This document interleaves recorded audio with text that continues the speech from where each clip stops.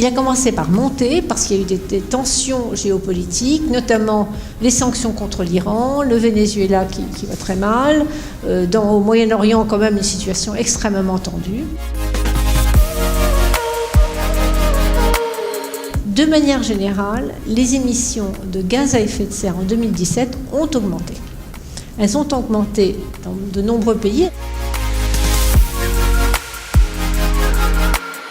On pense que ces nouveaux business models, on ne parle pas des offres de services, on parle vraiment des nouveaux business models, pourraient représenter dans les 3-4 ans jusqu'à 5 ou 10%, c'est ambitieux, des revenus, avec des niveaux de marge qui sont des niveaux de marge corrects, sans être non plus des niveaux de marge exceptionnels.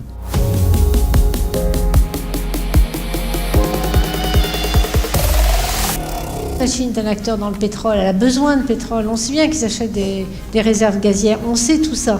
Mais ce qui m'a frappé, c'est que c'est un acteur dans le domaine des utilities, de l'électricité, et aussi de manière plus générale dans la transformation énergétique.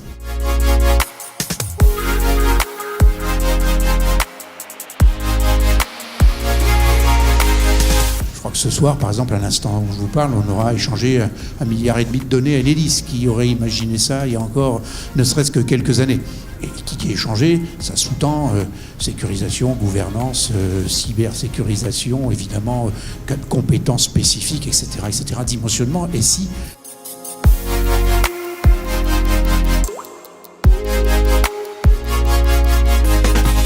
Ce que j'ai retenu en fait, c'est que le gaz va continuer en fait à croître et qu'il y aura en fait de plus en plus d'énergie renouvelable à travers les éoliennes, à travers le photovoltaïque qui vont devenir de plus en plus compétitifs. Ce qui m'a le plus frappé, c'est la Chine.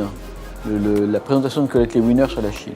Je n'avais pas conscience que la Chine était aussi active dans le marché de l'énergie.